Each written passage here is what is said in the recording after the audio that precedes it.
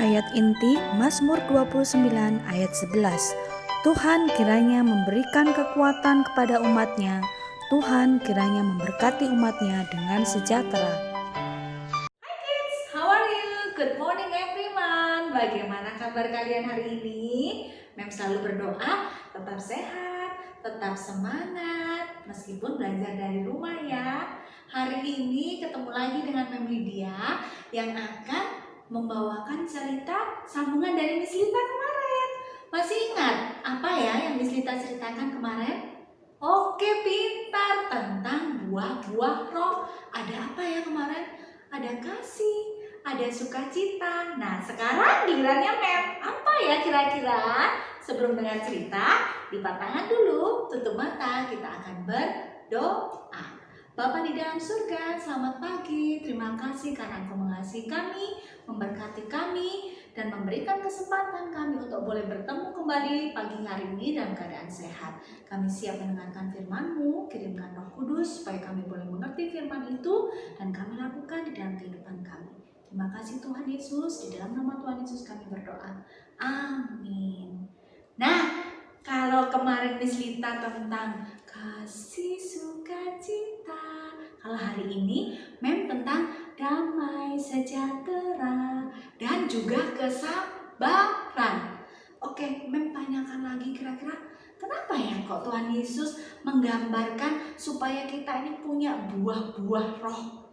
Karena Tuhan Yesus mau kita berbeda dari orang yang lain. Karena Tuhan Yesus juga mempunyai buah-buah roh di dalam kehidupannya. Tuhan Yesus itu selalu mempunyai kasih. Tuhan Yesus selalu mempunyai sukacita, damai sejahtera, dan juga kesabaran. Hari ini Mem akan cerita tentang salah seorang murid Tuhan Yesus yang penuh damai, sukacita, dan juga sabar meskipun hidupnya sedang menderita. Aduh, gimana ya? Kira-kira kalian pernah susah nggak? Pasti kalian pernah susah ya, yang membuat kalian jadi nggak nyaman, atau membuat kalian jadi menangis, atau membuat kalian jadi nggak sabar. Tetapi kesusahan yang dialami oleh salah satu murid Tuhan Yesus ini lebih apa? Lebih besar dari kesulitan yang pernah kalian alami atau bahkan Mem alami. Nah, nama dari murid Tuhan Yesus ini adalah Petrus. Nah, pernah dengar ya? Rasul Petrus ini sebelum jadi muridnya Tuhan Yesus, dia adalah seorang nelayan. Tahu nggak nelayan itu pekerjaannya apa? Oke, good job. Nelayan itu mencari ikan di laut. Nah, kehidupan nelayan itu sangat keras. Kenapa? Karena dia harus bekerja di tengah laut. Di laut itu gelombang angin sangat apa? Sangat keras. Jadi dibutuhkan orang yang sangat kuat supaya bisa menjadi nelayan yang hebat. Nah, Petrus ini juga orang yang sangat kuat, tetapi juga orang yang sangat keras dan kasar. Tidak bisa berbicara pelan. Terus kemudian dia selalu emosi. Ya, dia selalu emosi apa? Gampang sekali marah. Karena apa? Pekerjaan yang mengharuskan dia atau lingkungannya sebagai seorang nelayan itu membuat dia menjadi seorang yang keras, kasar, dan tidak sabar. Tetapi ketika dia bertemu dengan Tuhan Yesus, semuanya berubah. Petrus menjadi orang yang sangat sabar, sangat lemah lembut, dan dia menjadi seorang yang berbeda. Kalau dulu pemarah, sekarang dia sabar. Kalau dulunya tidak sabar, dia sekarang semakin lemah lembut.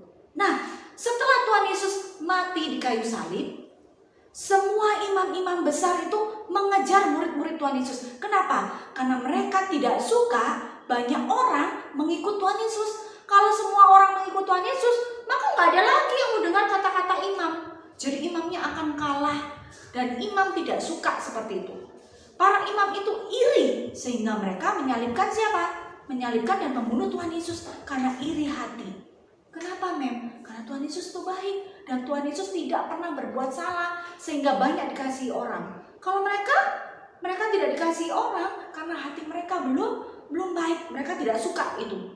Karena itu Tuhan Yesus mati disalibkan karena perbuatan mereka. Setelah Tuhan Yesus mati, mereka pikir bahwa kapok ya, pasti murid-muridnya takut semua dan gak akan menceritakan tentang Yesus. Tetapi perkiraan mereka salah. Petrus, salah seorang dari murid Yesus itu, tetap menceritakan apa? Tentang kabar Tuhan Yesus kemanapun, dimanapun berada. Dan Petrus melakukan mujizat sehingga banyak orang yang datang. Ya, Petrus pernah diancam sama apa? Imam-imam. Hei kamu Petrus, kalau kamu terus membicarakan tentang Yesus, maka kamu akan kita siksa, kita tangkap. Terus kemudian Petrus bilang, Alkitab berkata bahwa kita tidak boleh takut kepada manusia, tetapi kita harus takut kepada siapa?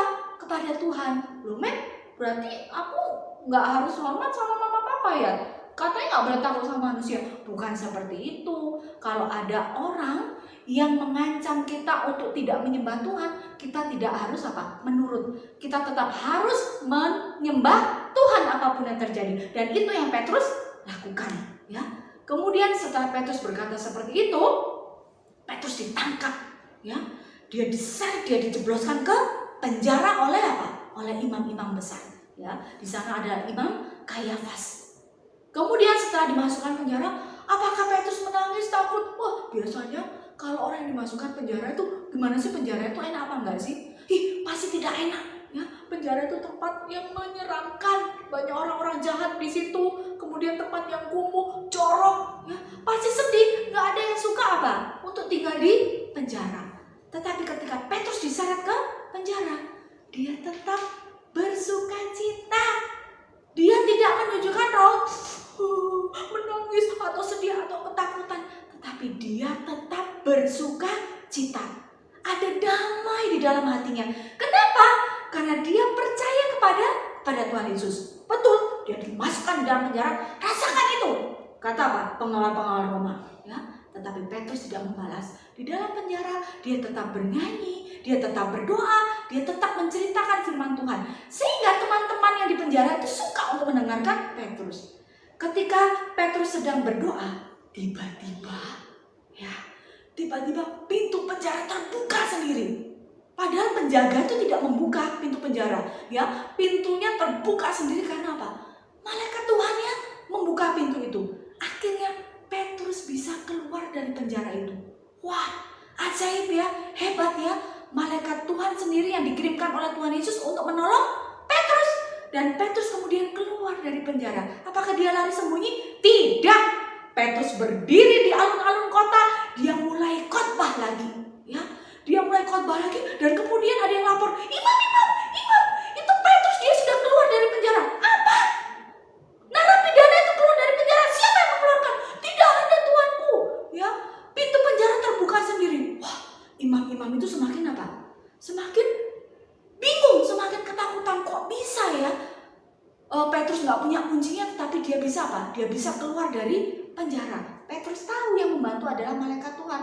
Tetapi orang-orang yang jahat itu dia tidak bisa melihat malaikat Tuhan ya. Semakin dilarang, semakin banyak orang yang datang untuk mendengarkan khotbah Petrus tentang Tuhan Yesus. Nah, di sini kita belajar dari kisah Rasul Petrus bahwa dia tidak takut apapun. Dia memiliki damai sejahtera di dalam hatinya, dia memiliki kesabaran, dan dia memiliki kepercayaan kalau ketika kita mengikut Tuhan dengan sungguh-sungguh, maka Tuhan akan memberikan kepada kita damai sukacita. Meskipun sekarang kondisi kita lagi ada pandemi, ada COVID-19, tetapi Tuhan dengan damai sejahtera masih menjaga anak-anak. Tuhan masih memberikan kesehatan, kekuatan. Itu adalah berkat yang luar biasa yang Tuhan berikan ketika kita percaya kepada Tuhan. Dan ketika kita percaya kepada Tuhan, Tuhan mau agar kita juga belajar bersabar. Seperti buah-buah roh, damai sejahtera, dan juga kesabaran. Karena di dalam kesabaran, kalau kita bisa mempunyai damai sejahtera, kita mempunyai kesabaran, maka kita memuliakan Tuhan di dalam kehidupan kita. Ingin ya kita semua punya buah-buah roh. Mem juga pingin sekali. Mem juga terus berdoa, belajar supaya buah-buah roh itu ada di dalam diri Mem, supaya hidup Mem boleh menjadi berkat bagi semua orang. Itu yang Tuhan Yesus inginkan dalam kehidupan kita. Mau jadi berkat buat orang lain? Good job. Yuk kita lipat tangan, kita berdoa, kita minta tolong sama Tuhan. Tuhan di surga, terima kasih hari ini kami sudah mendengarkan satu cerita tentang buah-buah roh. Biarlah buah-buah roh itu ada dalam kehidupan kami. Kami boleh memiliki kasih, sukacita, damai sejahtera dan juga kesabaran di dalam kehidupan kami. Dan biarlah karena Roh Kudus Tuhan membuat kehidupan kami boleh menjadi berkat bagi banyak orang.